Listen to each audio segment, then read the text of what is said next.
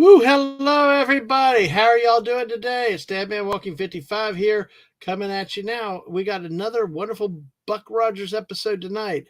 And no, that is not the background. Here is our standard background. Ta-da! Space, sun, bright lights, all that good stuff here, folks. Hey, joining me as usual. We got two of our three panelists here with us right now. We got the great, of course, the class of the operation, as well as the beauty. It's the great Daisy Blossom. Hello, Daisy. Hello, chat. How are you tonight?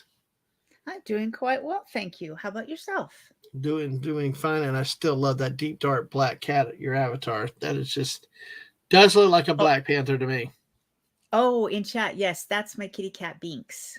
He yes, is entirely black. He's Thackeray Binks from Hocus Pocus, which is a movie I saw in 2023 for the first time, and I actually love it.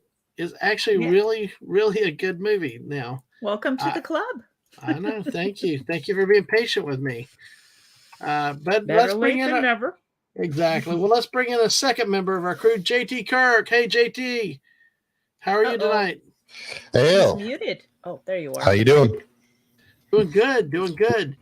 Sounds like all of a sudden I'm having audio issues after being fine backstage. Yeah, do I sound okay? It sounds a little hot. Or okay, me maybe. Here, you know what? You and Daisy chit chat. I will be right back. Yeah, because you're Sorry right about that, folks. No problem. Yeah, no problem. Because he was perfect backstage, and all of a sudden it was like, I don't know. That was perfect. Hey, audio issues, just life of a streamer. Mm-hmm. Something is destined to go wrong no matter how hard you try. And some nights everything goes wrong. This is correct. Everyone has trouble, and you're just, we're all backstage going, oh my goodness, we can't get this to work. But we're happy you're here, chat. Welcome. Yes, exactly. We love you all. Thank you for being here. Yeah, exactly. And you know what happens? Different things have happened. We're still waiting on Hungary too. So we will do the best we can. We'll do what we can tonight for this episode and these episodes, and then we will see what's going. We'll take it from by ear. So we're going to give it a couple minutes before we hit these episodes. But these episodes were so stellar, we ended up deciding to plan a late night with Dadman and Friends at 10:35. That's how good they were. Yes, exactly. We'll be so efficient and quick to talk about them. But let's go ahead and talk to the chat real quick while we're waiting on JT. The great Snortapoopas Kuber. Hello, humans and other critters. Starting us off. Always good to see you here today, Snortus. And I forgot to get my water. Hug. Hey, JT, you there? No. Hey, that better? That sounds better. It does not have that crackle. It does? It does not. No. You're good now. Okay. Yeah, cool. Good. And we say hello to JT Kirk, Daisy Blossom, and CTT2. It's Sci-Fi Mombi's here. Hey, Sci-Fi Mombi. Good to see you tonight. Lemon Pie, how are you? So, JT, back to you. How are you doing tonight? What's been up with you? Great. First week of the year, first week back at work. Pretty busy. So I'm happy it's the weekend. Happy we get to talk about Buck's birthday and more. So, yes, exactly. Always could get more sleep. That's just how life goes, doesn't it? Exactly. Some people are always chasing behind on the rest train.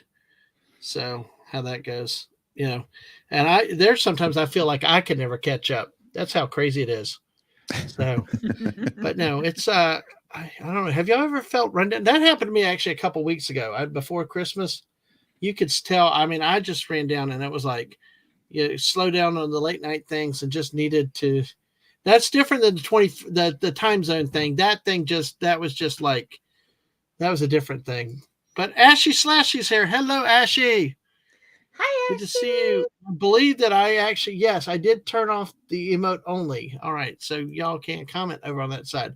As you do, make sure you follow us on Twitch, leave a like, subscribe here on the YouTube side. We are now beyond 549. We are actually at 554 tonight. So we may have finally gotten over the 550 hump.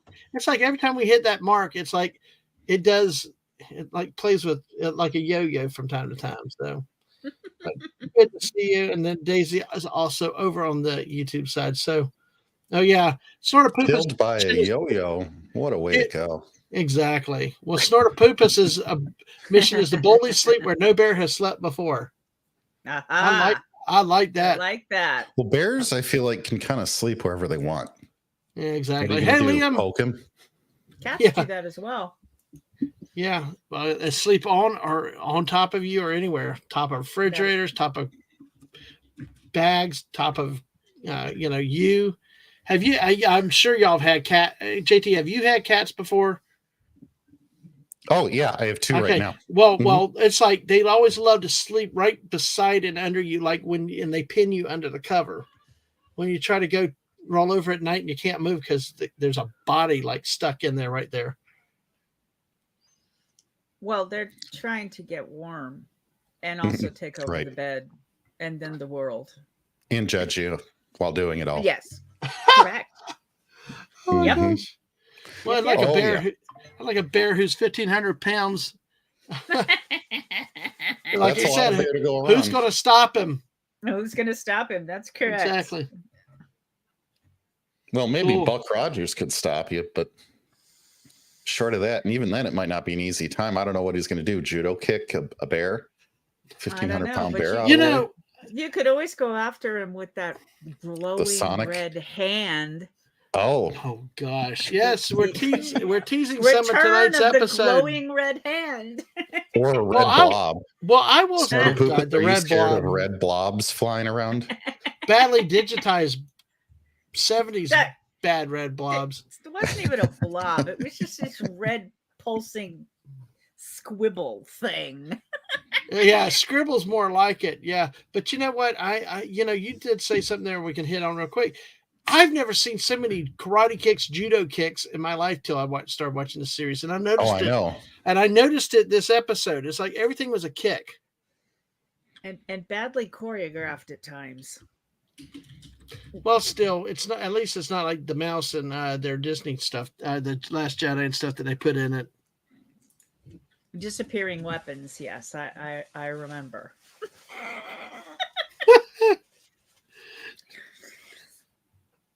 Oh man. So, but yeah, Hungry Boy's actually on the way in. So cool. We'll just have a couple seconds, then we'll get started with that. So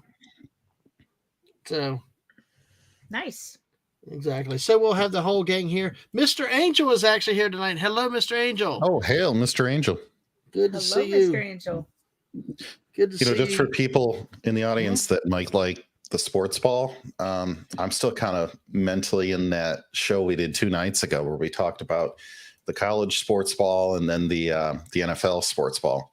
Oh yeah, like 3 hours with Whoopa and Sci-Fi Mombi. Sci-Fi Mombi, of course. Yeah, exactly. So, she joined us for the first time.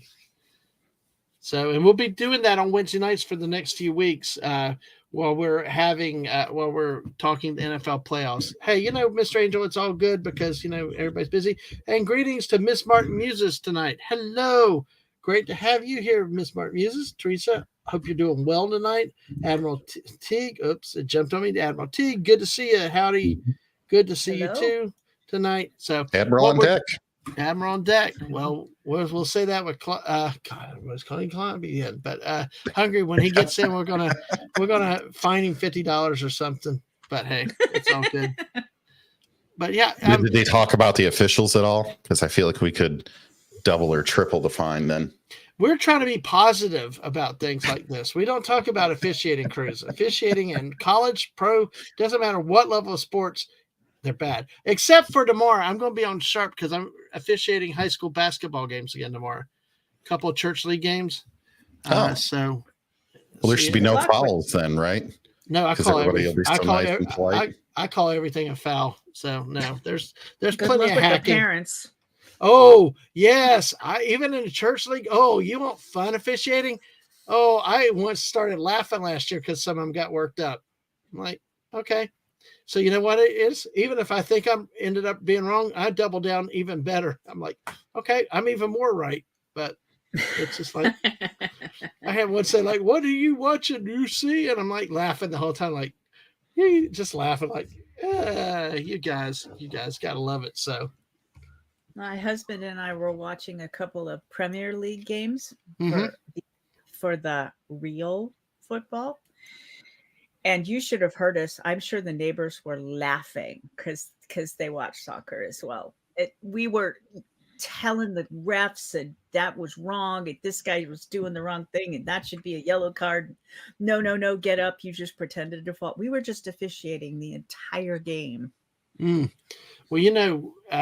and folks, stay with us. We got 14 people here watching us, and we will get to Beck Rogers in just a second. We got 5 on the Twitch side. Hey, follow us over there. We're up to like 119 followers on Twitch, and we hit 554 on the YouTube side. So make sure you're still subscribed and subscribe if you're new to the channel.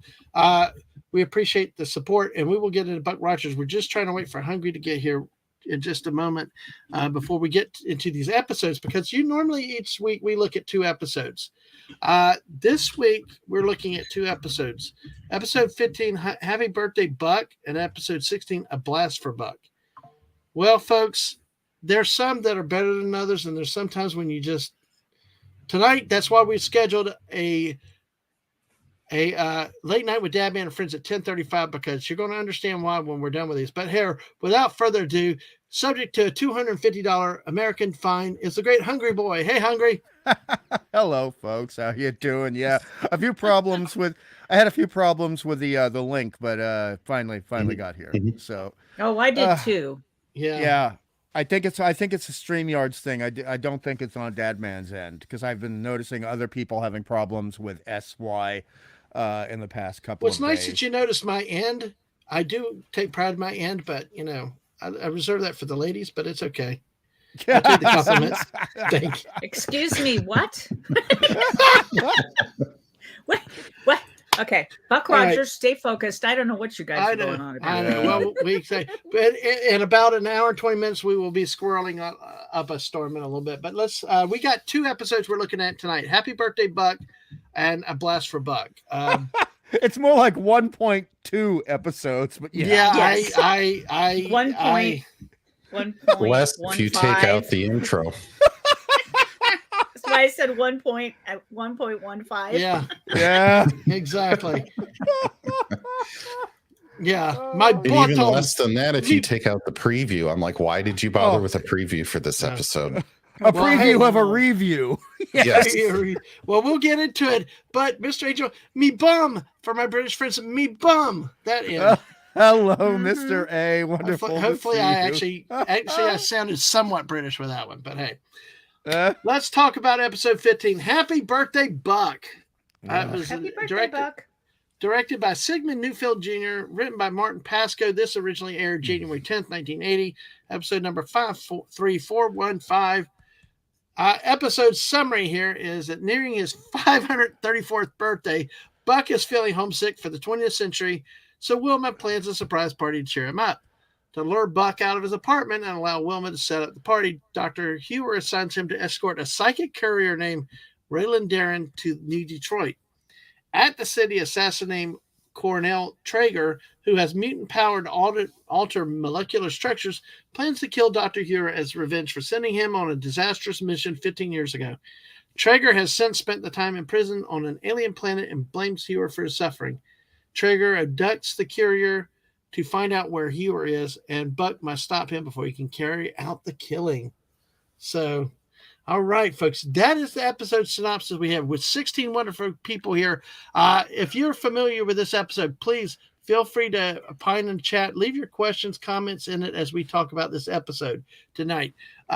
Guest stars in this were Morgan Brittany as Raylan Darren, Peter McLean as Cornell Traeger, our bad guy, Chip Johnson as Crew, Bruce Wright as Rorvik, Eric Manson as Lieutenant Garth. Party on, dude! Sorry. Anyway, Abraham Alvarez as a security agent, Tom Gagan as Miles, Miles, Clay Alexander as Marsden, and Tamara Dobson as Dr. Delora Bayless, who turns out to be very involved in the evil plot here. Oh, I thought you'd go, Miles. I thought y'all get a kick out of that, you Trek guys. But anyway.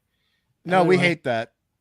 I know. No, we like it when we like the joke. We hate what the joke comes from. Oh yes. Stunning, Butt Rogers. There you go. Yes. All right, folks. So we have the synopsis with this episode. Really, what we have at the beginning, you see, um, Buck's depressed. He's putting up a painting, kind of like of snow, and he goes into talking about how everything's so uniform. They don't have seasons. It's just the same. How it's just so boring in the future. And then, then we see the courier. They decide to have a party, and Twiki comes up with the idea. And then their idea to distract Buck is have him, of course, be accompanied by a lady who was actually Daisy. I thought she was kind of resistant to him at first, wasn't she? Yes. The AIAC lady. Yeah, she was. Mhm. She was Yeah, very. I don't need your assistance. I've done this before. I can do this all myself. Thank you very much. Yes. But it was so funny. It was like Wilma took her off and gave her the girl talk, and then she came back completely hot to we came up with that phrase. She was ready to party with Buck, I think, at that point after Wilma got done talking to her. So Well, I mean, not every day you meet a 533-year-old man that you can talk to when you used to work in the archives. and also, Yeah. Daisy, correct me if I'm wrong, most women are not instantly attracted to guys who are walking around like a sack of potatoes being depressed. That's not a big turn on. This for is most women. true. Yeah, no. Wait, it's not? Really not. it's not Man. passive aggressive doesn't work. Wow. No. That explains a lot of my early years. Okay. Thanks. Oh. Sorry, I wasn't talking about you, JT. No. I wish I'd known you back then. I could have clued you in.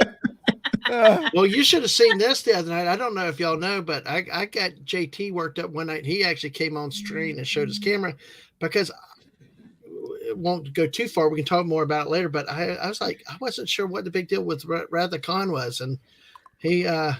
I found out quickly. Oh, my favorite movie. Yep. Yes. Yep. I still have to watch it though. We still. I was about ready to What? start talking about the well and alive Darth Maul, just to counter taunt. It was know. getting that way. I know, You but haven't seen the movie? I have seen it, but it just kind of was like. Okay. Okay. Okay. Oh, see. Okay. I've seen the TV episode as well, by the way, multiple times.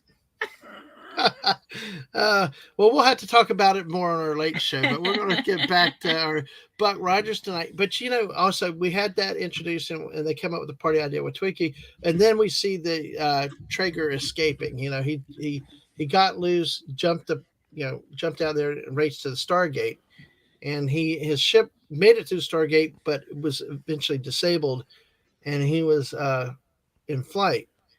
What we see though coming up with that though is that he calls out for rescue. A ship rescues him, but then he ends up terminating the captain of that ship that had rescued him because of his further agenda. So, having said that, here I'll throw it up. And where do you want to start from here? Where do you want to go from here? And what other thoughts do you have about the intro as we go through this episode?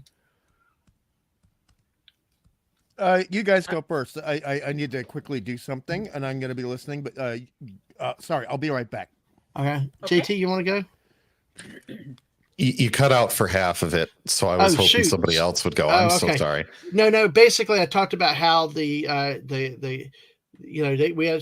the party got started. We saw how the Traeger escaped the planet. He got through the Stargate barely, disabled ship, and was floating. And then another ship came by. He called out for relief, but then we find out later that he ended up terminating that person that had rescued him to further his mission, because I guess the person was a telepath or could read his thoughts, knew what he was doing, so he had to eliminate him.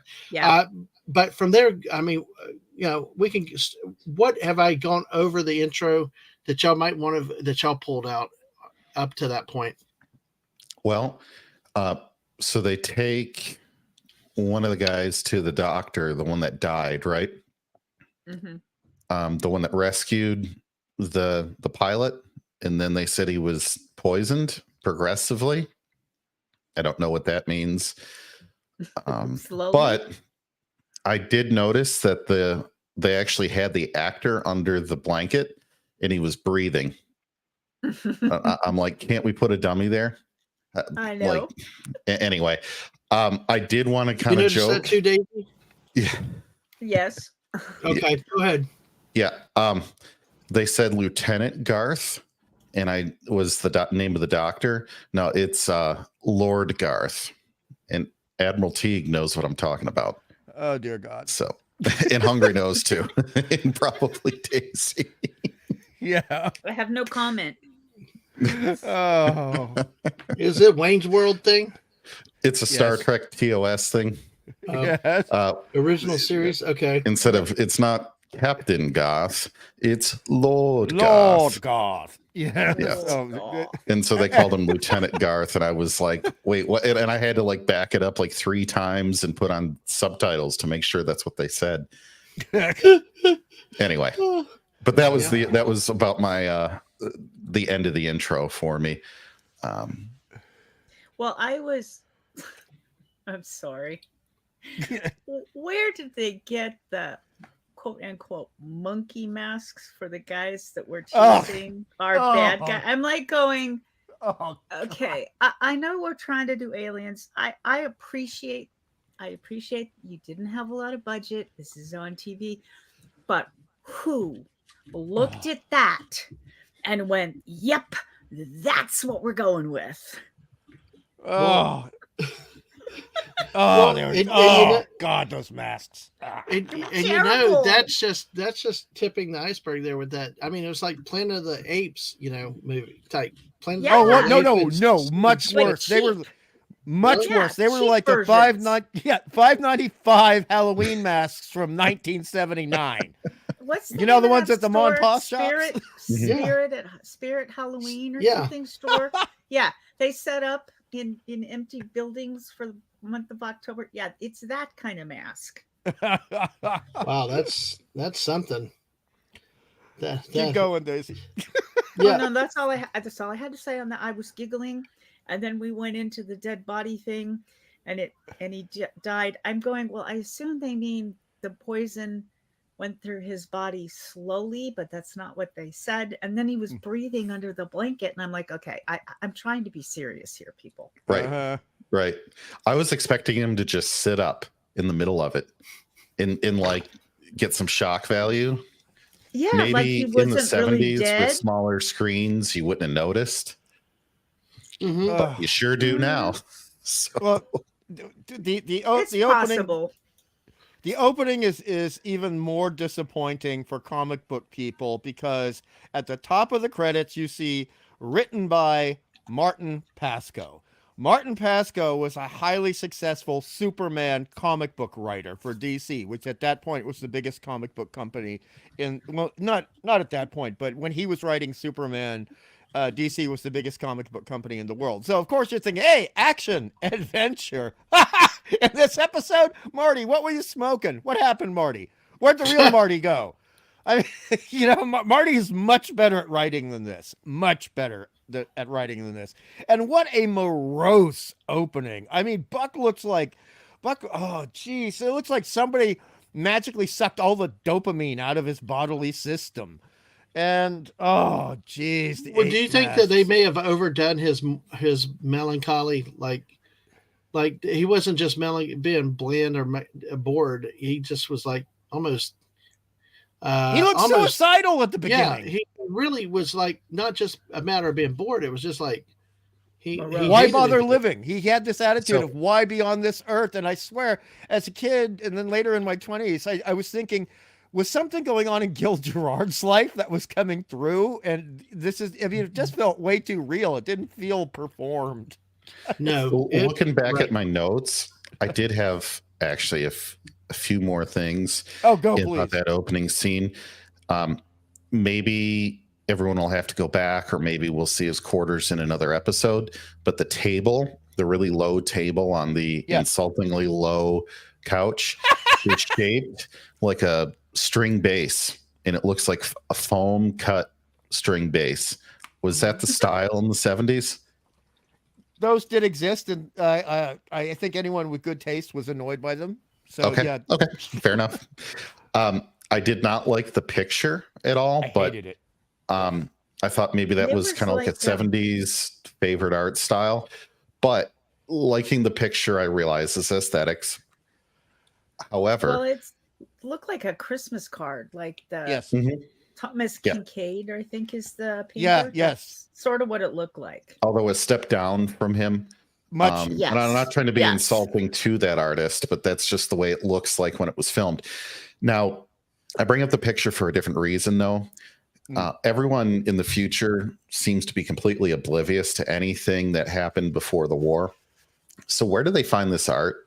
Because they Right. make all kinds of basic textual historical mistakes, but Mhm. yet he's just able to find this painting. Now, I don't know where he got it from, a museum, who knows, right? I look for immersion in world building. Yes. Really adds to a show or it subtracts to a show for me.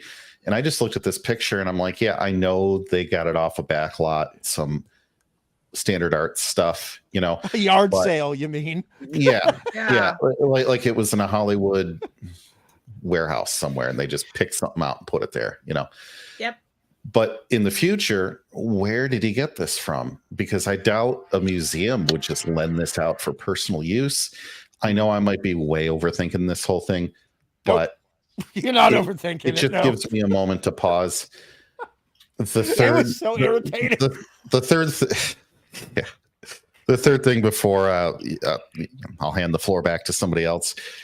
There are things that have persisted thousands of years in our culture across war, famine, pestilence, disease.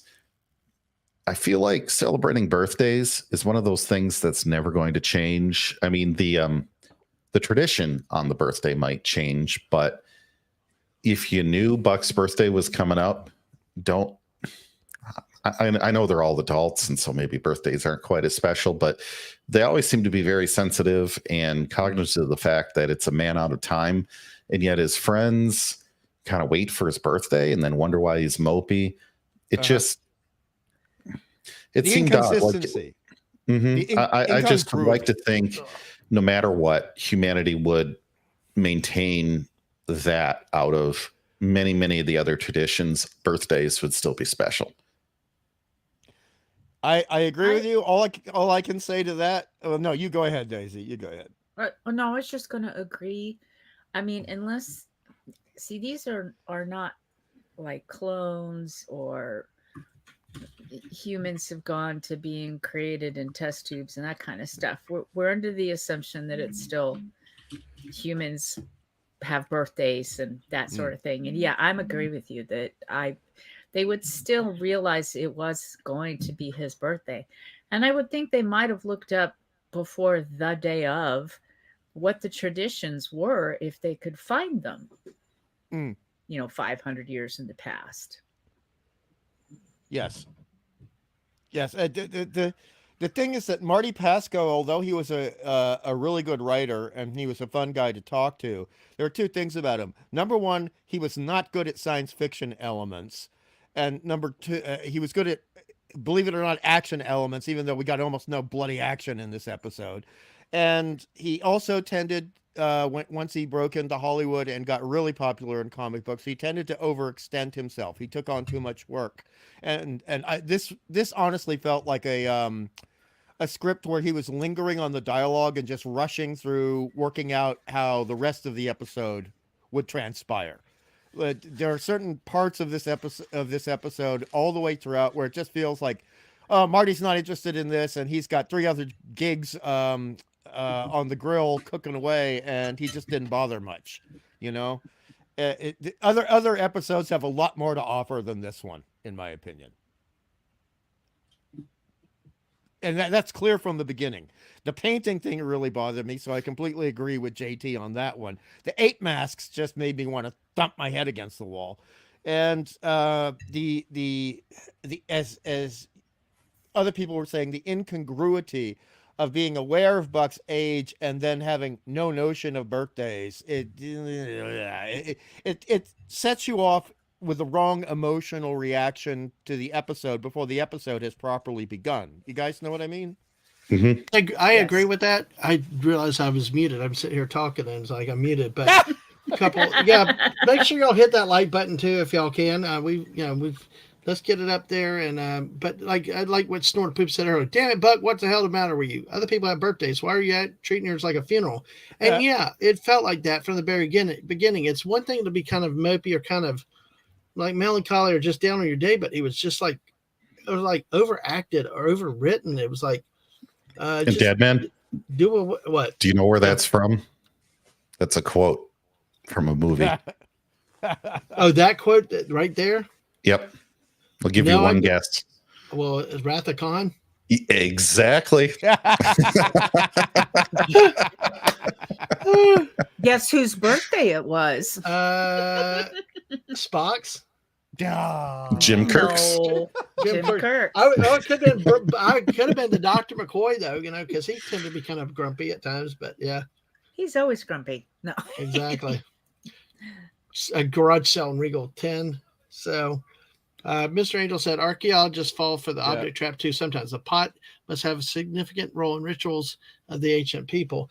See, I don't understand how that they found that thing either, but it wasn't a hang up for me. And hello to you, Phantom Outsider Hell Chat. Just Hey, FYI, if Betty. Buck hadn't gone off into space, he'd be 67 this Tuesday, but Sunday is Aaron Gray's birthday. Yes. Woohoo!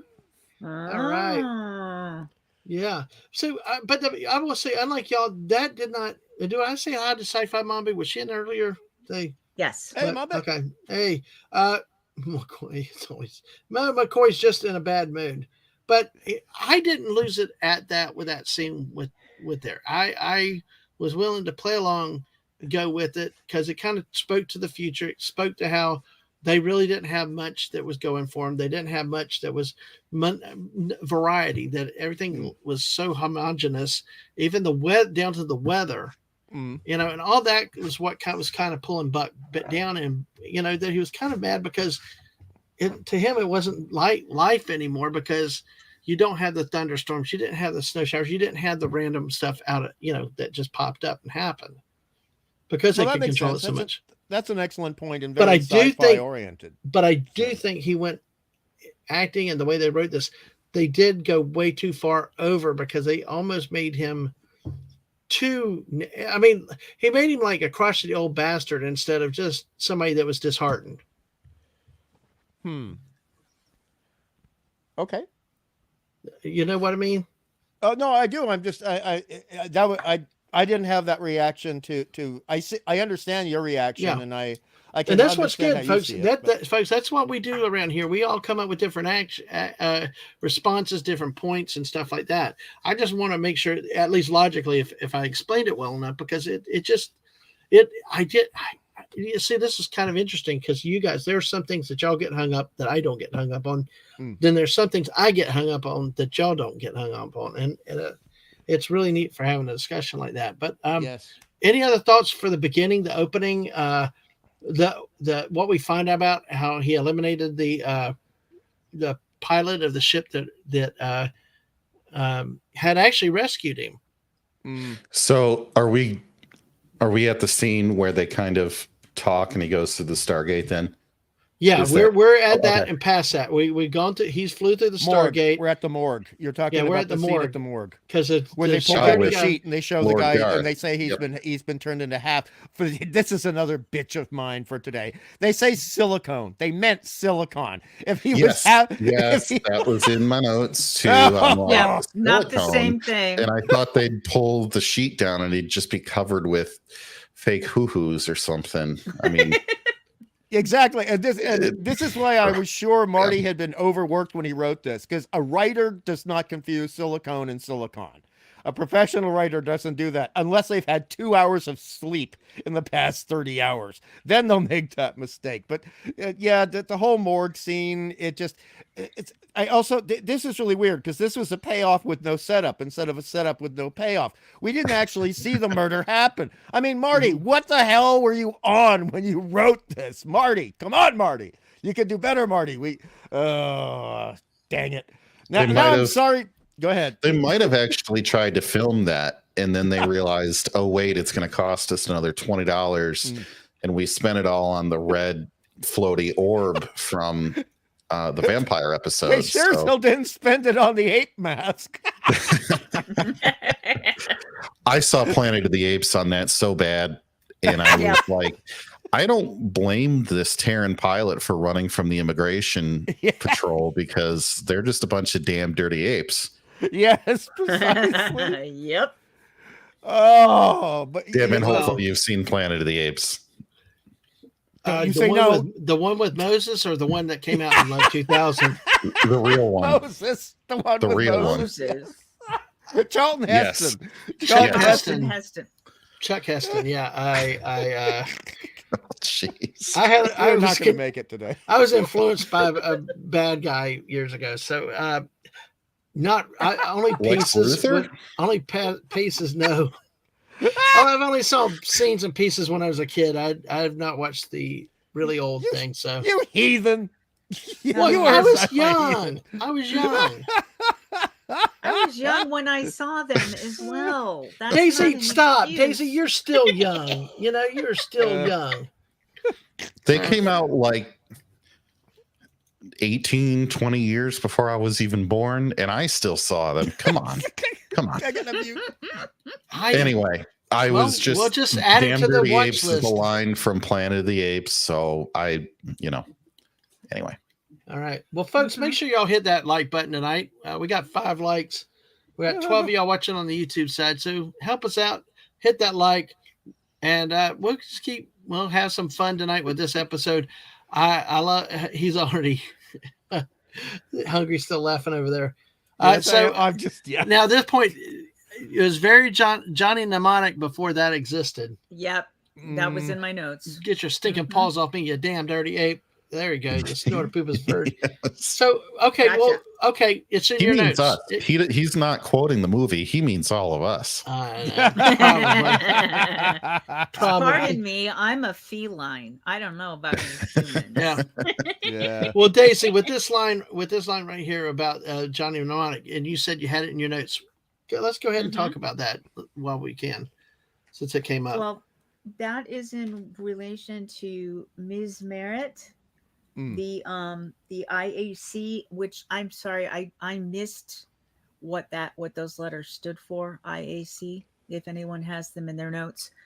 I And honestly forgot, and it's gone out of my memory, even though I was watching this last night. But yeah, the episode just pissed me off so much. I'm shunting information. well, and the closed caption went so quickly, I missed what it stood for.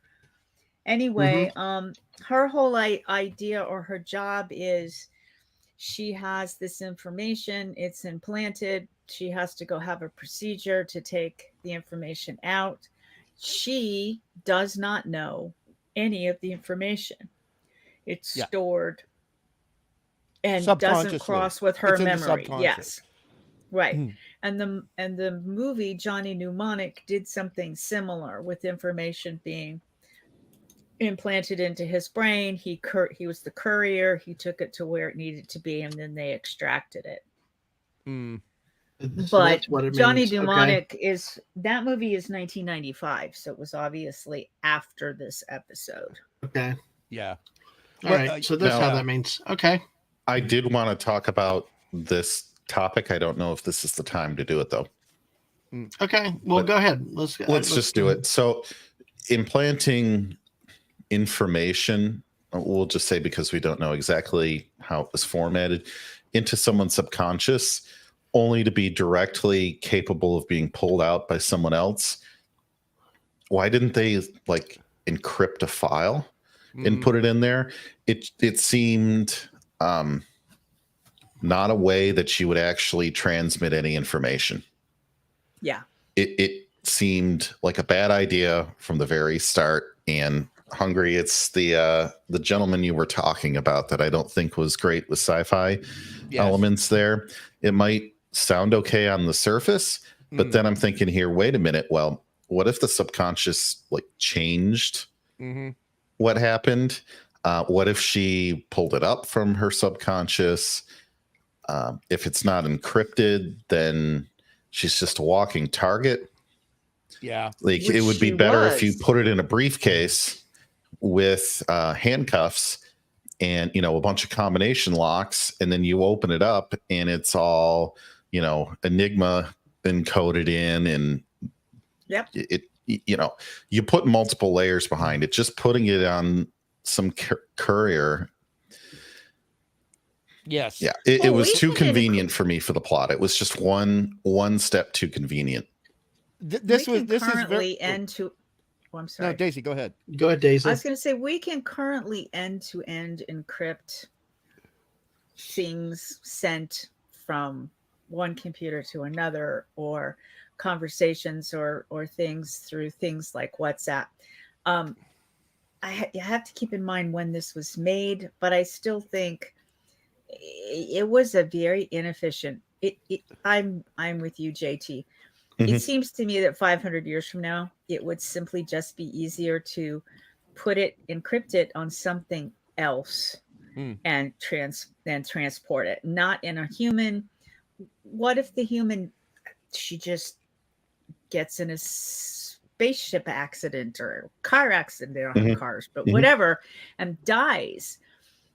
All of your information is gone and you have to start over. I mean, that can happen with a device that you've put information on too, but humans we're rather fragile.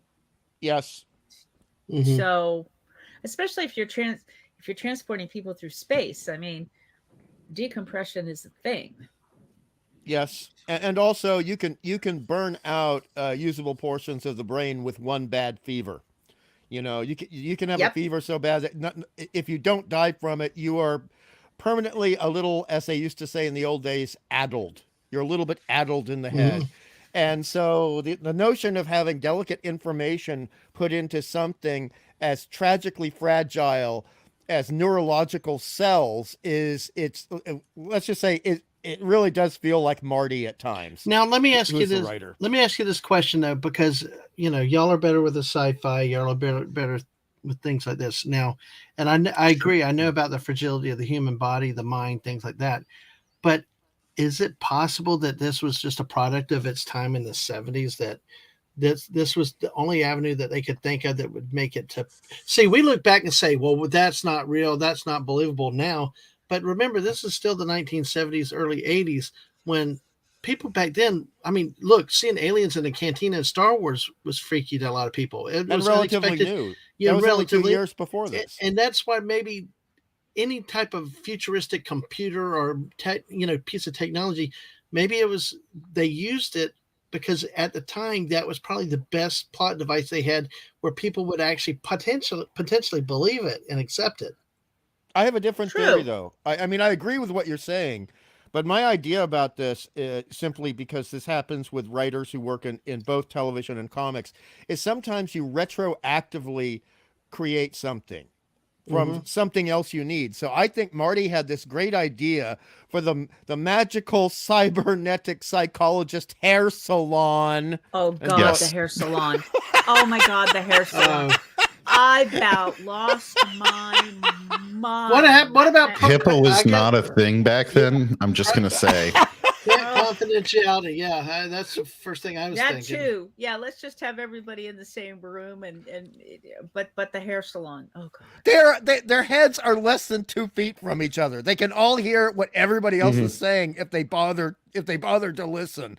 And it really did my look problems like a are hair not as salon. bad as this person's problems. Let me listen in on them. Yeah, well, maybe. One lady, when she went to talk about her problems, have a good night, Mr. She Angel. turned. Night-o. Good night. She Sweet turned dreams, dude. to And she one turned, of the other Daisy? people in a chair and Yes. looked at her before she said it. She was Yes. looking to see if anyone was listening. Yes. Before Yes. she said, "Oh, I had this dream about my mom," yada yada, and I'm going, they can all hear each other. Mm-hmm. Isn't it sort of like the Total Recall with no, that Total Recall is different because they implanted the chip in the guy's head to remind him of who he really was. Yeah. When he was the only one in the room. But yeah, He was the only exactly. one in the room too. But so I mean, Marty would sometimes write things for comedic effect, and I think he really wanted to have this in the episode, and that meant that he had to have somebody doing something else in a different way that would be required to be in that room with that cybernetic psychologist. So he had this villainous setup that he put into it. We know that he did. I don't know if he specifically wanted that. And he's passed on a couple of years ago, so we can't ask him.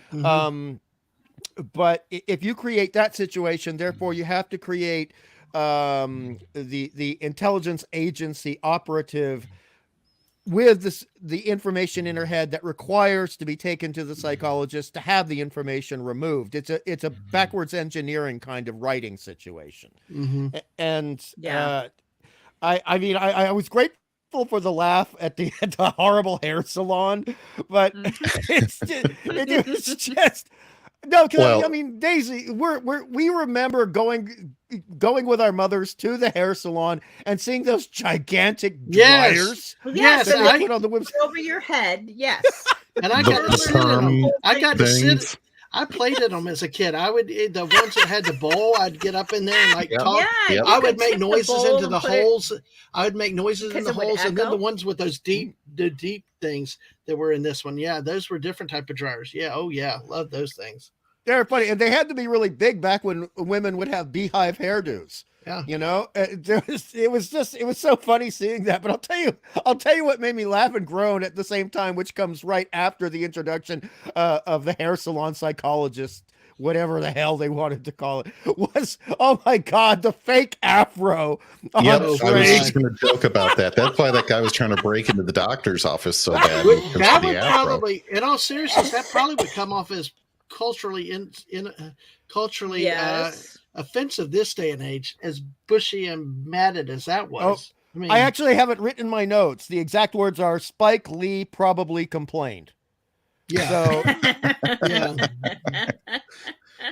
But, you know, just to kind of maybe put a cap on it, people were encrypting their messages with ciphers for thousands of years, being sent on paper or other written medium. As soon as the telegraph and the radio were invented, people were doing the same there. And it was no different with Enigma in World War II. It's no different with submarine codes on, world-ending submarines. So by the time this episode was written, it's not like encryption in secret storage and covert couriers was a new thing, right? We all know it wasn't. I think you could have fixed it by saying, here, swallow this magic pill that contains all the data, and it will slowly work through you after a week. You have a week to get to where you're going. Yeah. Or put it under a thumbnail or some other way that evades detection, right? They should have written it in micro lettering on the follicles of that fake fro. Nobody would have bothered to look. Unfortunately, we don't have a picture of that, but we got a picture of the courier here. Do we have the hair salon? Oh yes, there we go. There's our right there. Doesn't really do it justice, but yeah. Just a whole stretch of these people. It was the right brain waves over there on the computer on the left side. Yeah, that was. If I'd known you didn't have a picture of the fro dude, I would have sent it. I don't have a. Yeah, I can check for it. Well, the fro had gray in it too. It wasn't right. Yeah, they spent time making something so horrible. It wasn't all one color, and I'm thinking, it's not even like how someone would actually go gray. I mean, yeah, I know. Other than the Bride of Frankenstein with the two shocks of hair, that's not quite how you go gray. I couldn't quite understand. I mean, it's there was this phrase that was around in the 70s and the 80s, so ugly it's adorable, and the afro was so ugly it made me laugh. It was so badly done, and it was so clear they were trying to do it well. You know what just came to my mind? Yeah. They did go to one of those Halloween stores. They got the monkey mask, and then they got the afro. Yes, JT, they did have those fake afros back in the 70s. They did. Yeah. Yeah. So I Go ahead. cannot find an Goodness. I cannot find an image of that. I've got of a Traeger by himself as himself, but not. While I we're on the looked last topic night. of hair, Yeah. No, while you're Daisy, looking for please. that, we're on the topic of hair. The doctor's hairstyle, I liked that. The way that they Yes. did her hair, and then they put the very beautiful pink. It wasn't obnoxious, but Yes. and beautiful not curls, but you took the I've lost the word. When you do women, See, here's a you picture. weave your hair. How do Yeah. you? What do you call that? Yes. Okay. So the hair in the back, it's done into a Little tassels. individual. Yes, and then put in big curls around Padawan with the pink. It was really well done. I liked it, and it Yes. went really well with her outfit. Well, I'm glad there's- you there's- liked it. I kind of had a funny take to it. I That's thought fine. it was a Go ahead. face hugger on the wrong side Oh, from Alien. that is That or wrong, a dude. That is spider, wrong. maybe, and an arachnid on the back. Yeah.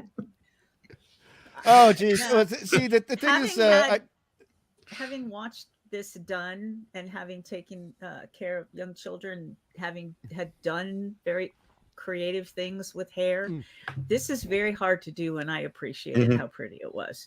But yeah, I can see face hugger too. I got you. well, part of this also is that technically, I don't know if you guys are aware of this, but the woman who was playing Delora, who we're seeing on the screen right now, was she actually was sort of halfway towards becoming a big name star in relatively low budget movies before this. She actually was in 2 martial arts blaxploitation films. Those. Yeah, she played Cleopatra Jones, and she was relatively famous in cult film circles for that. Oh, Yes. I've That's heard, a I've heard famous the name. movie. Yeah. Yeah, so again, well done, Marty. You have a woman who's been in 2 very successful action films involving the martial arts, and she's not even in a single fight scene in the entire episode. She definitely had a very commanding presence on the screen. Yes. In a good way. In a good way. I was like, who is this? She seems like she's famous and good. Too good for the role they gave her. Yes, and that's exactly what this is. She was too good for this role. Thanks, Marty. She was out acting everybody. She was. She knew what her role was. The turn between I will steal the information, that kind of stuff, versus wait, murder is a bridge too far. Just the subtle facial switch between wait, you want me to kill someone? She did that so well. And she's also very good, which a lot of people are not good at. She's very good at acting with her eyes. She's very careful about what her eyes do, how much she closes or opens her eyelids, where her eyes are moving, and that's just something I pay attention to a lot. And I was thrilled when this episode first came out, because I got taken to a drive-in when we went to see Cleopatra. I think it was the second Cleopatra Jones film. Wait a second. Hey, Maddie Steady. Hey, Steve, Thor, wait a second. No. Let me get this blown up here. Let me get this a little bit larger, because I think this goes to your point. I mean, I've gone beyond IDBM now. You talk about the eyes. Look at the eyes in this scene. Yes, precisely. Yes, but where she looks, sometimes when actors are, I don't know, either they got the script that morning, or they're not as adept, or they're having an off day, or whatever it is, they won't be as precise as where their eyes should be looking, instead of off the camera in the wrong direction or up or down. She was very precise with what you believed that she was talking to whoever, even if they were off camera. And very well done. Yes, and I think she more than I'm not going to come down on Morgan Brittany in this episode. I think she played an interesting character, and she played it as best she could. But she was really more suited to the career she ended up with, which was on Dallas, the nighttime soap opera. That's where I know her from. Yes, and so Really? So she was a very significant character in Dallas. And I didn't watch Dallas, but the parents did. So, you got to watch by proxy when you're growing up, a lot of shows. Back in the 70s, you were the remote control. Yeah. There was no second or third Now TV what? for That is Junior to correct. go play with. And there were very few video game systems. I Yeah, was also the aerial. You had to stand behind the thing and I hated fidget that. with it so everyone else could see the picture. And then you couldn't sit down again. No, it's perfect. Don't move. Correct. God, but again, just because thank you for the notice, JT. There are a couple of other Yes. things here that I am really glad that I'll just call her Cleopatra. I'm sorry, I can't remember the actress's name, but let's just go ahead. Yeah, go ahead. Let's go ahead and get our points out as y'all want to, because we're kind of on a accelerated time tonight. But go ahead, Hungry. Go ahead and take it over. Wes Cagle's here. Padawan was in here earlier. Wes Cagle, good to see y'all. Make sure y'all smash that like button, guys. Okay, go ahead, Hungry. There were two things here that kind of I mean, there's so many things in this episode that bugged me. It's just a long list of complaints, and I apologize. There are some good things like Cleopatra Jones. But I mean, speaking of her, when she doesn't recognize Traeger in the afro and fake beard, that is, I mean, considering the actor who is playing Traeger, all right, Peter McLean, and he was also in a fantastic exploitation film called Squirm about killer worms, by the way. He played the bad Southern sheriff, and he was fantastic. Why does that not surprise me? By the way, I finally found one. I finally found something. It's not the best either, but here's to all you 70s beauty shop people where I grew up. Here you go. And imagine the voices are talking to these people out in the public setting. And all the ladies are sitting there just like our moms would have been, with the legs crossed and the hands draped over, just like that, looking forward. And those, for the hair things, those units would not have a bottom. They'd actually come over the top of your head. Yes. And do what to keep lock in place whatever extravagant craziness you were trying to do with your hair at the time. And truly over your head. See, some of the bowl ones would come down a bit above your forehead, but those sort of black ones, they come around. You'd almost be like an X-ray or one of those sonic sonar machines that they stick you in, MRI machines, because they come down like that. But I mean, the thing is, just for one moment to get back to this episode, is the guy who plays Traeger, all right, his voice, his vocal mannerisms are so distinctive. You would recognize that voice after 30 years, much less 15. So to have Cleopatra, Delora, the character Delora, not recognize him immediately simply by dint of his cheekbones and that voice, that she had been talking to him as a therapist. They had stated he was a patient of hers 15 years ago. So that just threw me threw my credibility for the episode under the bus, and it went squish. And it is a fun effect, his voice unto itself, because it's so distinctive. But then we have. Well, I'll be honest. Even with the fake beard and all, look at that face, the head structure. That had to be such the worst fake hair.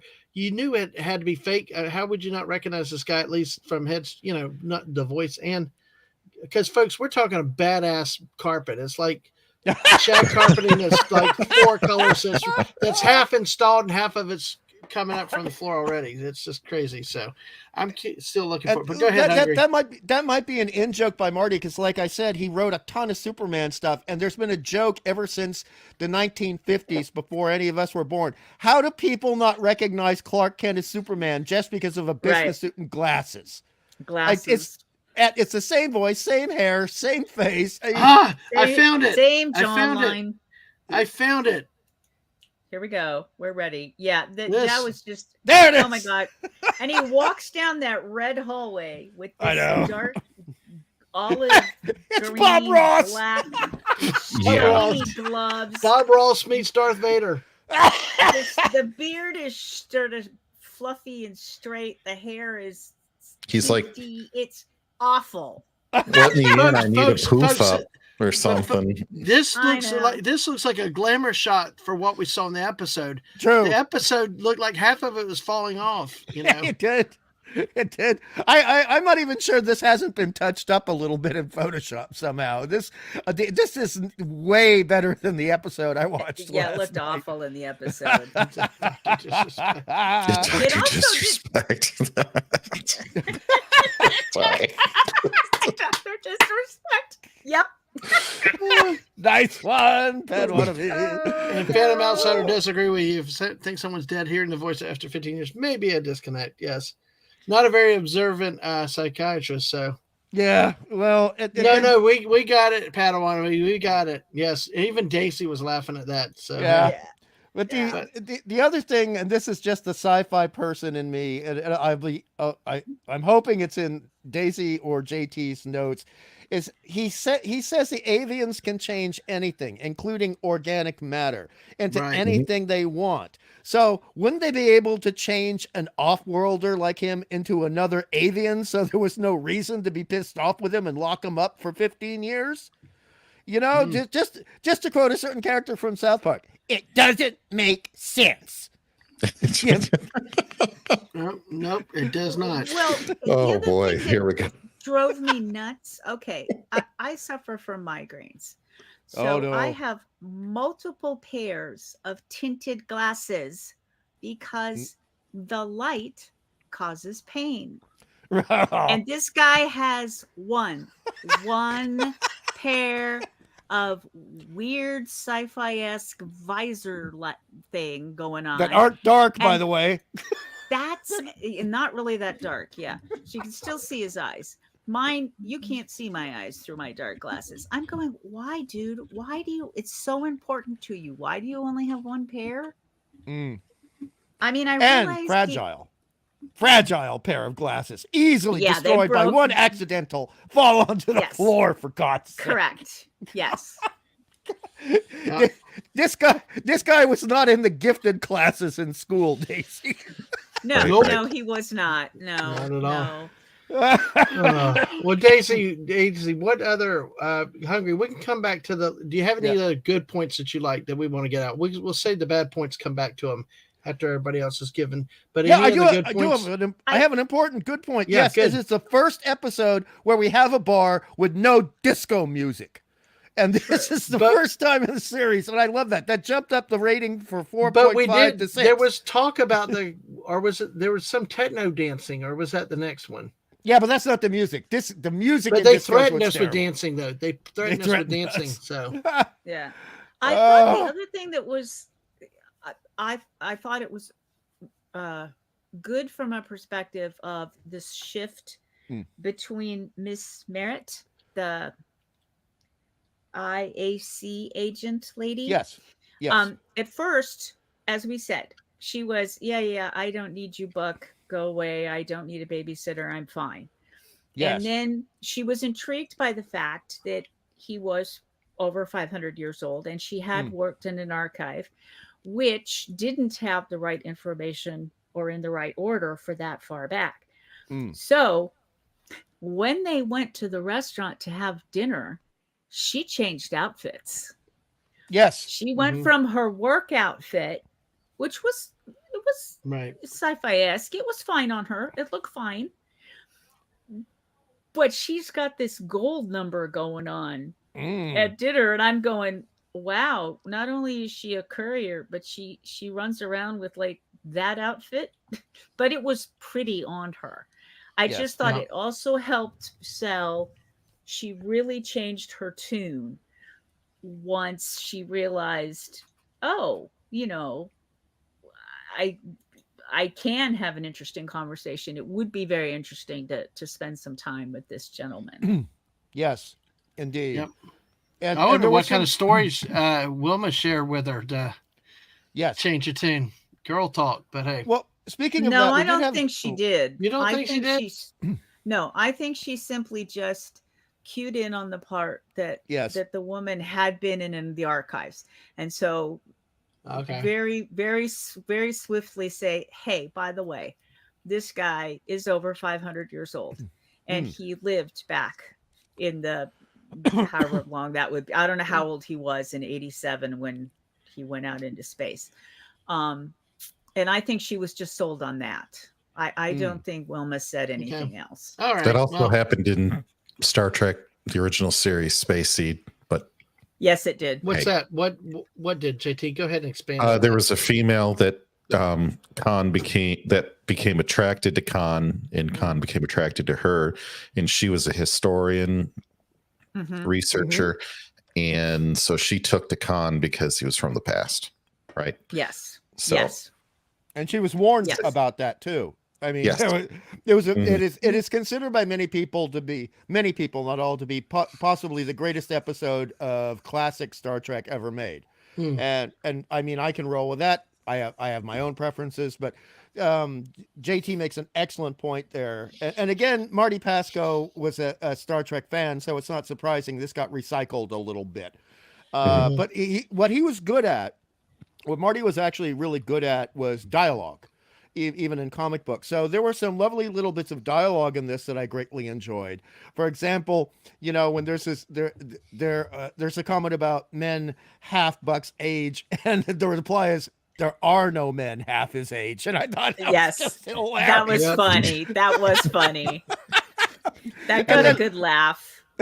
And then Wilma talking about Buck's friends as being all female, and it's like the series is Yes. recognizing itself. All his friends are female, and Yep. She says, "Go ahead." I'm sorry. Go ahead. Wilma doesn't have a lot of action in this episode, but she's still great in this episode, And Yeah, she goes, "I'm noticing a pattern when she's listing off all of his friends are female." Yeah. it was just fantastic. The And Force her is female. eyes- I'm sorry, wrong saying. don't Yeah, you dare. Her eyes Don't lit you up. dare. And did you see how her eyes lit up when she was being sneaky, cheeky? Like, Yes. "Oh, I'm noticing a pattern." Yes. It was Like so they hadn't cute. noticed it before. Well, No, and I think yes. to complete the loop for everybody out here, what happens basically? They're the courier gets captured. They're trying to pull the information. Eventually, Buck gets captured too. Actually, I thought it was funny how he oops and tumbled down the chute right into him to get captured. Very Mhm. convenient. But then Traeger takes the ship, gets back to Earth, then finds where everybody's gathered to get Hewer, and then Buck comes in basically to save the day right there to at his. So he's had the birthday party exposed to him through the vent shaft, and then he comes in. Wilma pushes the Traeger away. He's about to red hand Hewer, and then Buck shoots Traeger. But we see not just dead or whatever. We see him Traeger turn to silicon on the floor, and Yes. permanently immobilized. So, You sure it was silicon or was it silicone? I don't know. I didn't know there was a difference till tonight. I had a 50-50 chance of being right or wrong. So that Turned brings into up something blue though. Goo face. The thing, this is going to sound like a complaint. It's not, because I'm an MSD3K fan, and sometimes something is so badly done that it brings me great joy to see it. I mean, when the cake is knocked over, I went, what? I freeze framed and I backed it up frame by frame. There was circuitry in the cake. There was not cake in the cake. Underneath the frosting, there was circuitry. It was like they went to Circuit City to make a birthday cake. And it was hilarious. How are you going to cut slices out of circuitry cake? What kind of knife is going to cut circuitry? When it first got wheeled in, I was going, okay, did she read in the archives incorrectly and some chick's going to jump out from the... Because it was on a cart. That would have been fun. And then, and then the thing was on top of it, and I'm going, they're not going to have some sweet young thing jump out of that thing, right? Because it's obviously not a real cake. They could have had Twinkie's girlfriend jump out, so you never know. As short as that cake was. And the choreography. Go ahead, please. The choreography, when first he pushes Wilma away with the gloved hand, then he's got the glowing red hand effect for the second time, right. And they have a little tussle, and he's so close to Wilma with that hand, and he had already said, if you do it again, I'll make you disappear. And then he's standing right next to her with the red hand and doesn't do it, so that Gil Gerard can Buck Rogers can save the day, and I'm like, the choreography on that was terrible. Yeah, and also there was this is another slight complaint where beforehand we always see the red hand glowing before he does anything to anyone or tries to do something to somebody.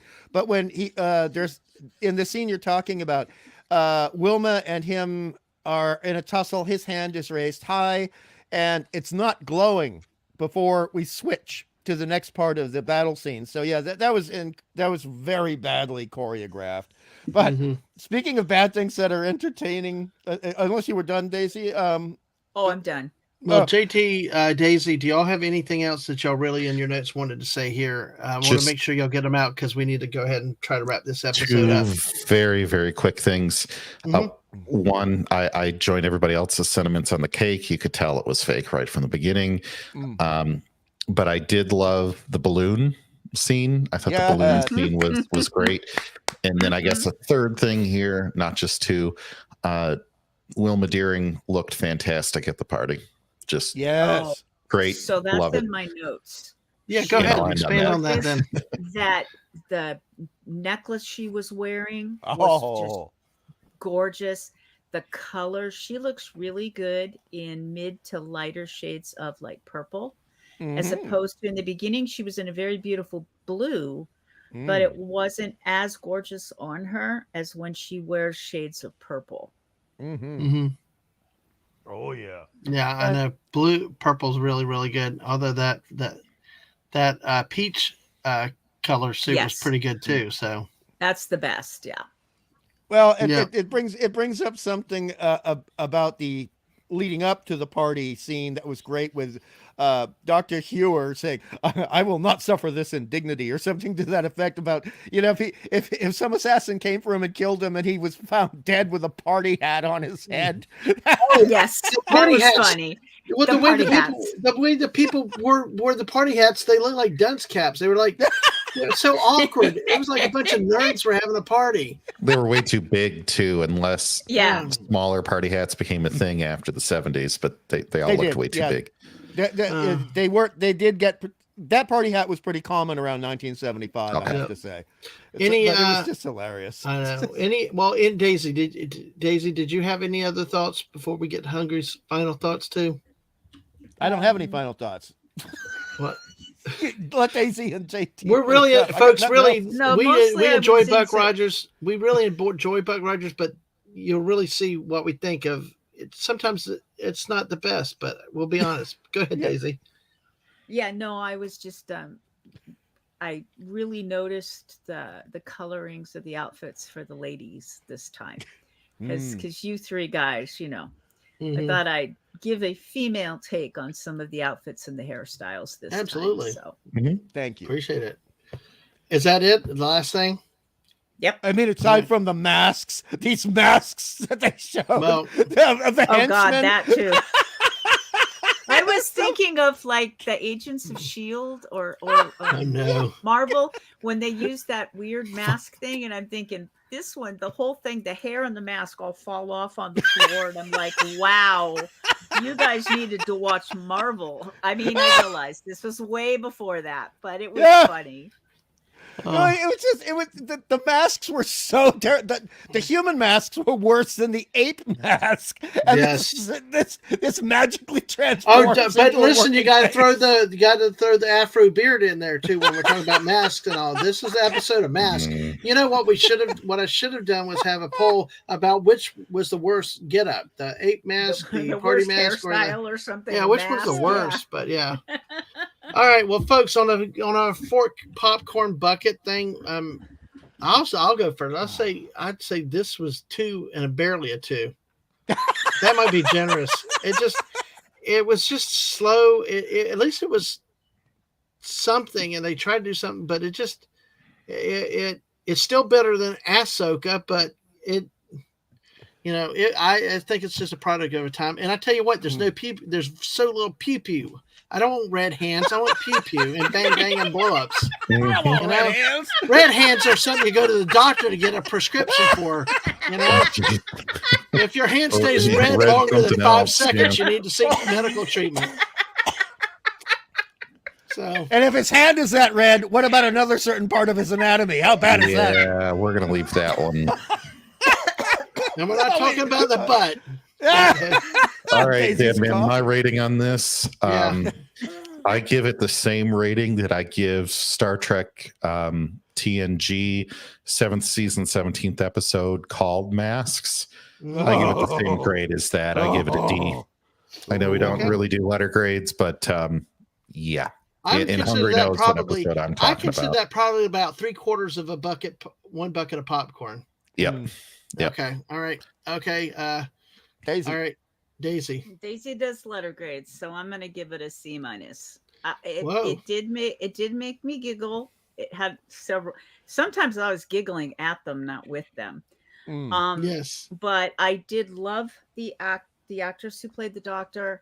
I thought that Wilma, even though she wasn't in it much, the time she was in it was very endearing.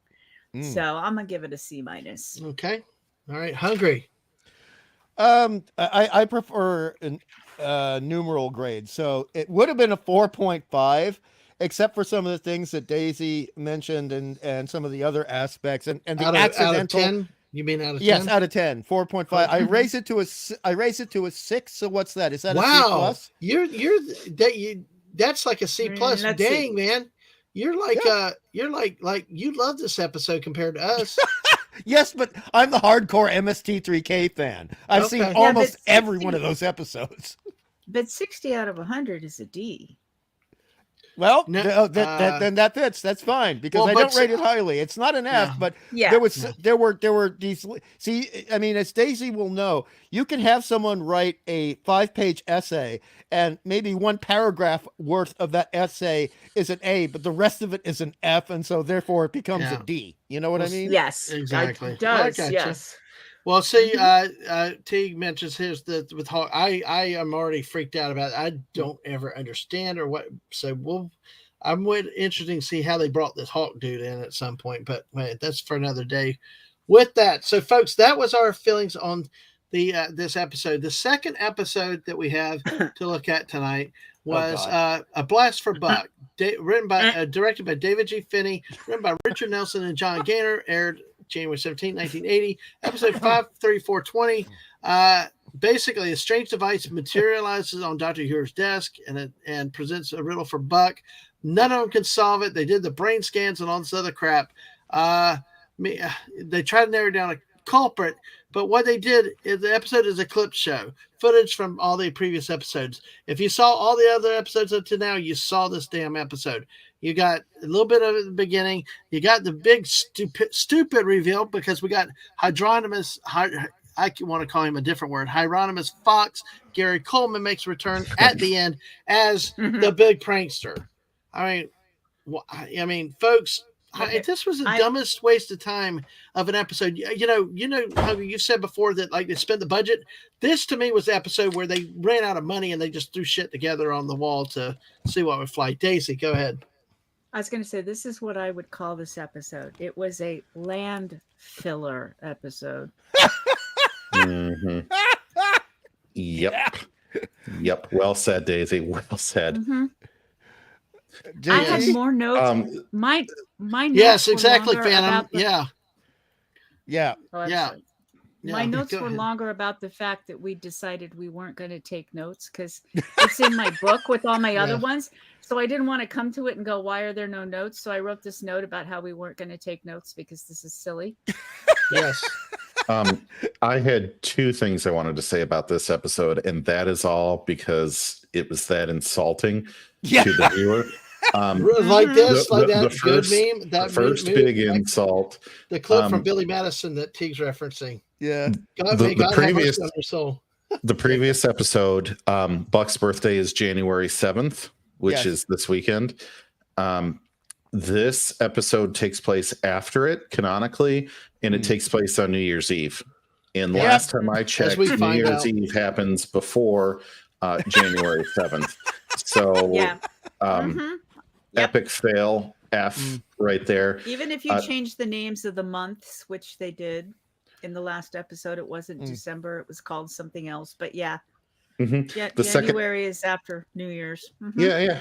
Yeah, I mean, most people figure that out, even in Hollywood, but apparently not. The second thing, and the last thing I wanted to say about this was, if you have a riddle and you have a whole bunch of super fancy AI that are sentient and they have, a whole thing of people, you don't do riddles by putting people in between two foam pieces around their ears and then play a bunch of clips. That's not how you solve riddles. If you're going to do riddles, bring in Frank Gorshin. Bring him back. There's No. there's If you're gonna do Bring the riddles, Riddler. yes, no, but Yes. no, even before the Riddler, you bring in Gollum from The Hobbit. Oh, Because- precious. Oh, Because yes. precious. My The, precious. the method they went about trying to solve riddles was even dumb for Buck. Yes. Buck would be Yeah. like, we're not doing this. This is stupid. And then the riddle wasn't even that good when Gary Coleman had to boy-splain it to us at the end. Yeah. Explaining. Yes. Boy explaining. Definitely. I like I'm that. done with this episode. I'm done. Hungry.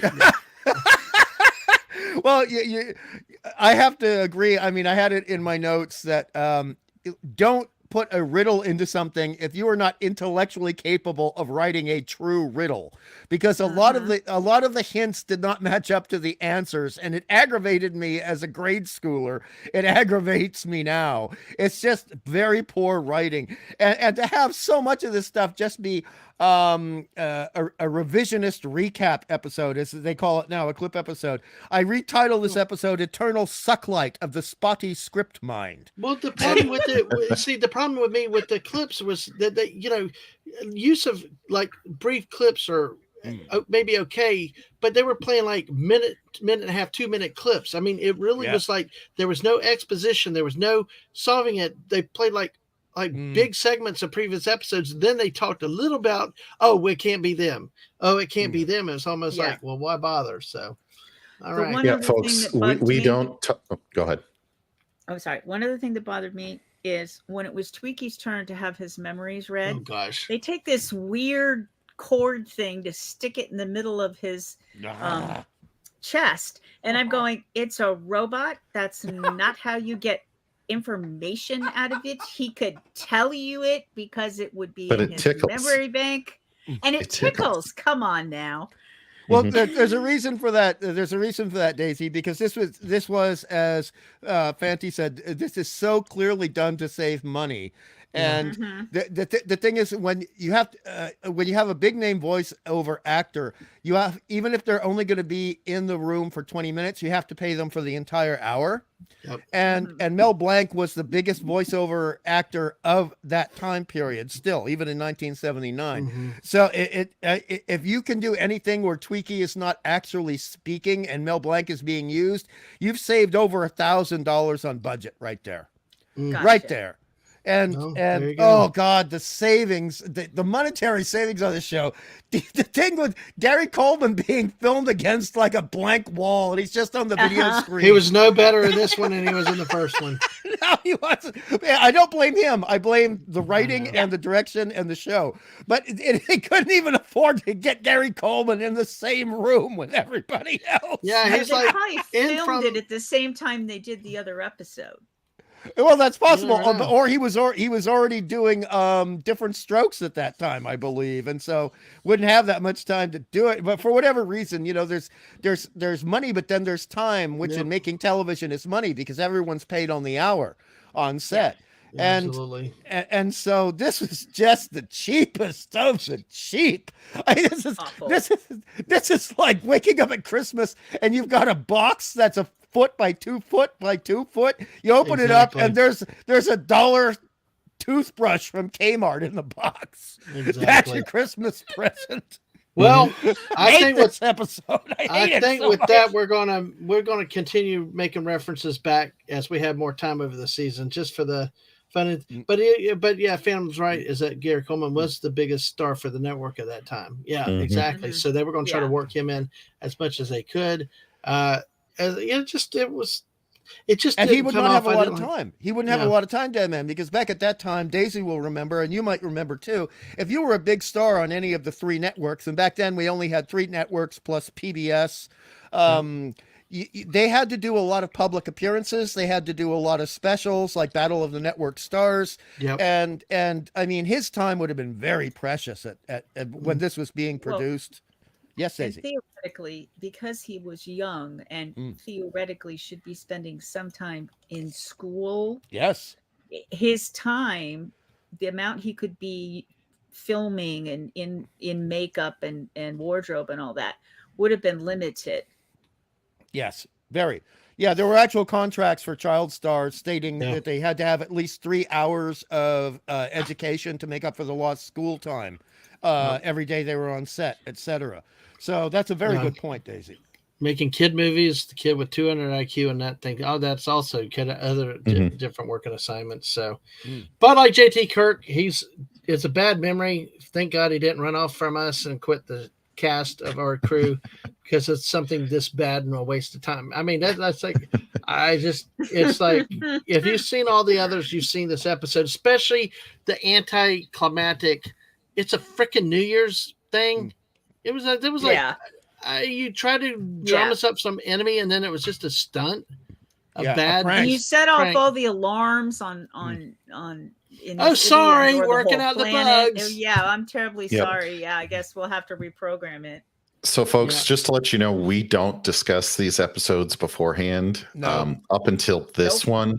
And we just decided we wanted to spend as little time as possible on this episode because they spent as little time as possible on this episode. Yes, there may correct. have been, depending on how you slice it, between 5 and 7 minutes of actual Yes, specifically filmed footage out exactly. of like 48. If that, yes, Mhm. exactly. 5 So- to 10 minutes of writing, JT. 5 to 10 minutes of writing the So, episode. folks, that's kind of why we're doing this, because I got an idea and I contacted everybody earlier tonight. Say, why don't we just shift this over into a late night with friends? Got some other people that are invited where we can go into different avenues, have some laughs, expand what we talk about, and all beyond just Buck Rogers. So, hope to see y'all there. The link is already out there. I will put the JT. Can you put the link for the next stream? Not the streamer, but the YouTube link, the late night with Dadman that's pending. Yep, on it here. Just put a that second. out in Yep, our chat. working on it. But while I finish with this, while you do that, I want to say somebody had mentioned in the chat earlier. It's funny that Buck Rogers' birthday was January 7th, but hey, the great, gorgeous, beautiful, still with us, Erin Gray, birthday January 7th. She'll be 72 this January 7th. Born in Hawaii, though, apparently. Yes. And you can see from this what you've been saying. It's not the brunette, the blonde and all, just a lovely brunette, natural color. So I like her better with her natural hair. I know most other people prefer the lighter shades. But actually, I kind of like that. I like it on her. I like the dark hair. I would like to have a better picture where it's out, but the eyes are gorgeous and everything else. So it's just amazing to see. So she'll be 74, I guess, Sunday. So wow. And about this episode, there's one thing I noticed about really bad episodes of Buck Rogers, or there's actually, this is the only real bad episode, but they put her in a tighter outfit and do more butt shots of Erin Gray when they know it's a shit episode. Why not? You got to sell it somehow. Jeez. And you got to have everybody hoping around to get those views and shots. So I know that I don't mean to be crass, but what else did they have? And Wilma, aka Erin, was always one of the reasons the dads who didn't like science fiction would watch the show. So it was a smart production decision. I don't mean to be cynical, but it's not. Hey, it's not sexist because you look at all the Marvel stuff with guys taking off their shirts ever since 2008 with Iron Man.